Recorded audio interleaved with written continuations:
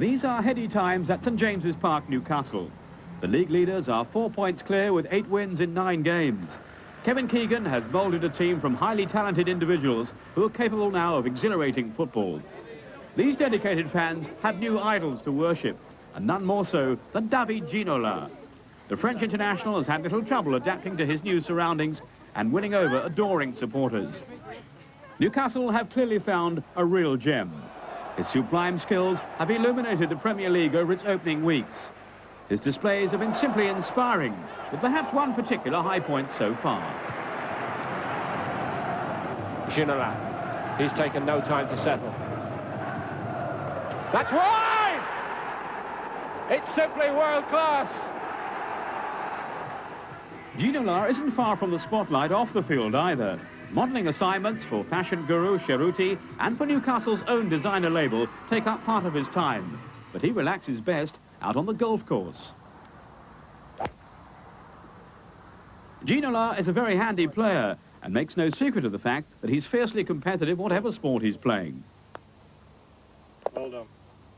Ginola's contribution to Newcastle's outstanding start won him the season's first Player of the Month award. His manager couldn't be more happy with his contribution so far. He's been nothing short of sensational, both on and off the field. I mean, he mixes very, very well with the lads. He's different, you know, he's a different way of training.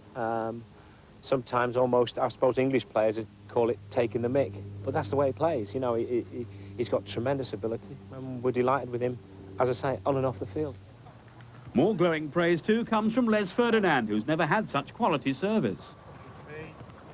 Well, he's the best server I've had in my career, and I'm enjoying every minute of playing with him.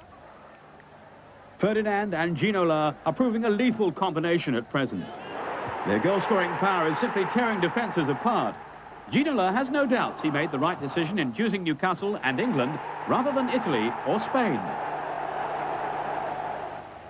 Yes, but if today we are the bottom of the league, I think it's not a good choice, but we play very good football, great team, great players, and I think it's normal today we are the first place. David Ginola is undoubtedly a world star. He's supremely confident and seems content with life in the northeast of England.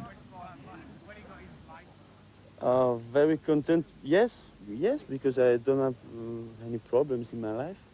I make the job what I want to do, the football, and all around me is perfect. My family has good health, no problem.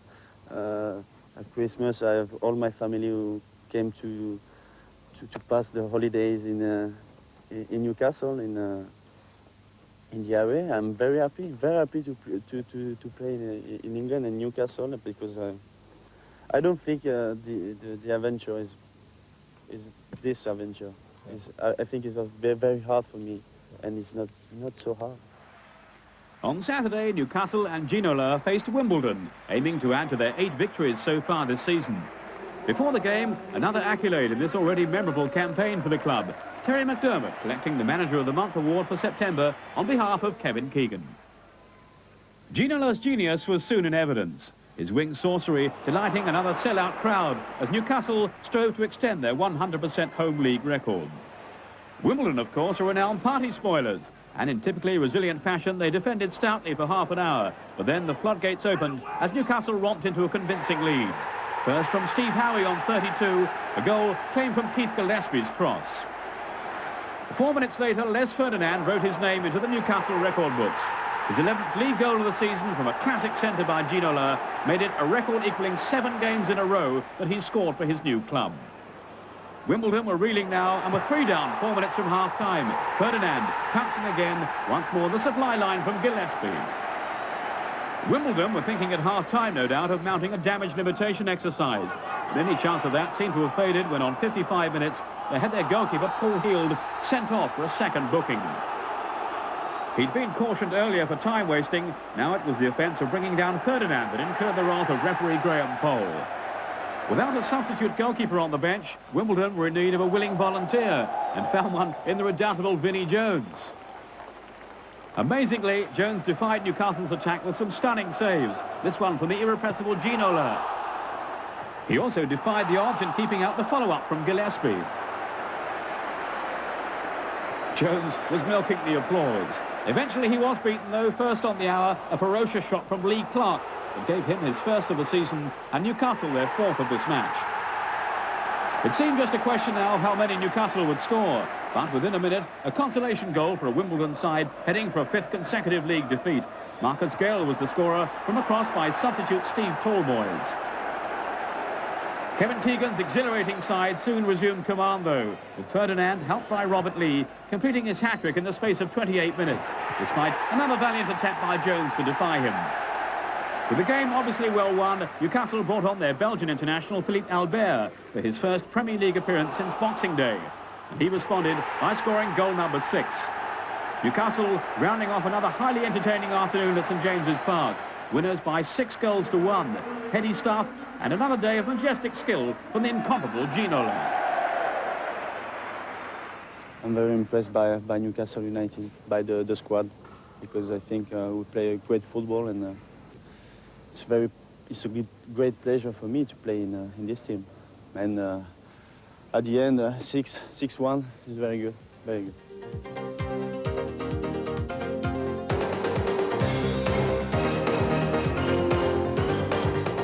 If anything, Aston Villa had the better of the opening exchanges at Highbury, but Arsenal finished the half more strongly. Mark Bosnich produced a stirring save from Ray Parlour's blistering drive.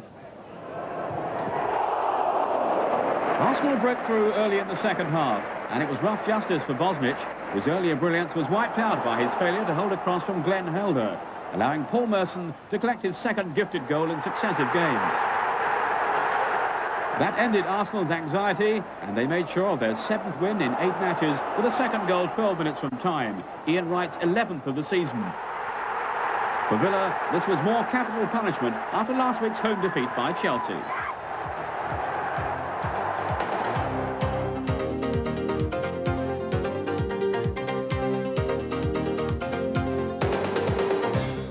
Makes way at Middlesbrough for Juninho. Not me, Craig Hignett is pleading, and after a quarter of an hour against QPR, he underlined his case for continued inclusion by demonstrating his proficiency from the penalty spot. Middlesbrough awarded the kick when Nick Barmby was fouled by Steve Yates. Hignett, tipped to lose his place to Juninho, converted confidently by sending Jurgen Sommer in the wrong direction. 2 minutes into the second half, Borough squandered the opportunity to extend their lead after they'd earned another penalty. This time, referee Reid was pointing to the spot for Carl Reddy's challenge on the effervescent Barmby. Instead of Hignett taking the kick, though, up stepped Jan Fjortoft, and his effort came back off the bar for Sommer to grasp the rebound. Rangers were spurred on now and nearly equalised. Trevor Sinclair hit the bar. Danny Dicchio wasted the chance, though, to add to his recent tally of 4 goals in 7 Premier League outings. Hignett's penalty decided it. Borough have now gone 9 matches without defeat.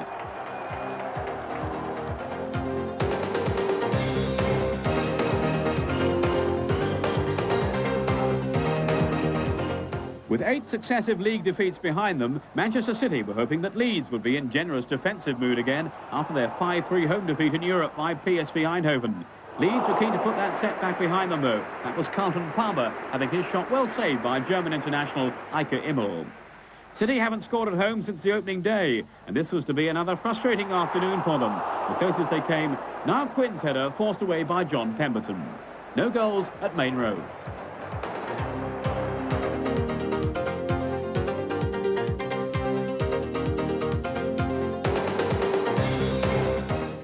Forest are the only team yet to be beaten in any of the 4 English divisions this season, but their hopes of equalling a Premier League record of 23 matches undefeated were hit midway through the first half at the City Ground. Dutchman Richard Snakers with a deflected shot to give Bolton the lead.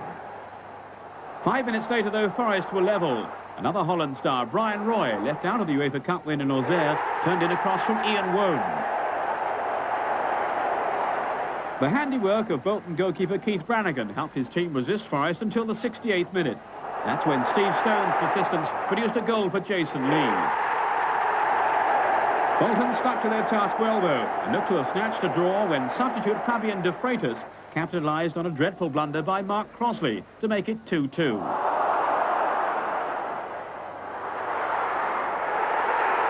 But Forest strove gainfully for a winner, and they were finally rewarded just a minute from time. Colin Cooper with a firm header from across by fellow defender Des Little. A new record then of unbeaten matches for Forest, surpassing Manchester United's run of 22. For Forest now, that's 3 wins in a row to leave their manager Frank Clark in celebratory mood. It's been an excellent week, if you take the Spurs result as well from last Saturday. Great testimony to the players and their character and commitment.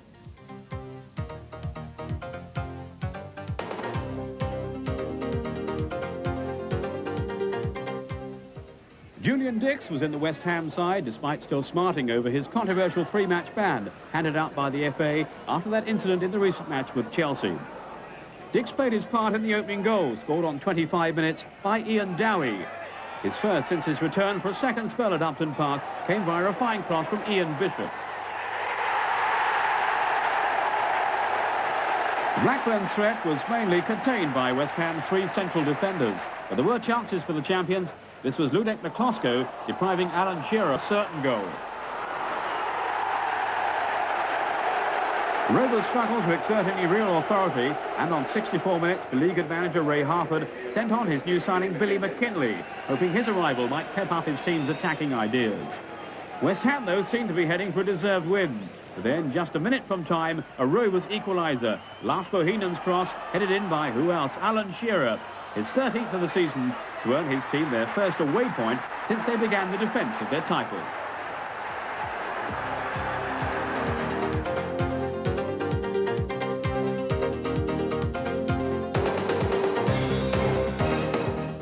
This was a meeting of 2 teams struggling to steer clear of the relegation area, and it was Sheffield Wednesday who delivered the game's most decisive moment on 17 minutes. Mark Bright's inventive work paving the way for Guy Whittingham's first goal of the season. Zimbabwe international Peter Unlove was a constant threat to Wednesday, but also a major culprit in profligate finishing. This was one of several chances that came his and Coventry's way. 1 goal settled it then, Wednesday's first win at Coventry for 5 years.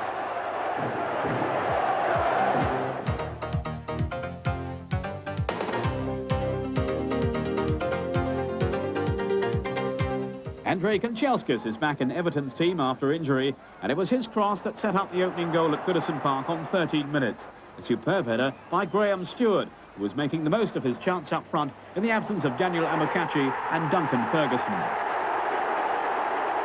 But on 37 minutes, a Spurs equaliser, and the moment that Chris Armstrong had been praying for, his first league goal for Spurs since his summer move from Crystal Palace, and it was well worth waiting for. It was a game of several chances, and Spurs generally had the best of them. Rule Fox, in his second outing for his new club, laid this one on for substitute Jason Dozell. And then right at the end, Teddy Sheringham was left holding his head in disbelief after sending his header wide of the post from a cross by Ronnie Rosenthal. 1-1 at Goodison Park. Everton stay in the basement area. Spurs are still unbeaten away from home.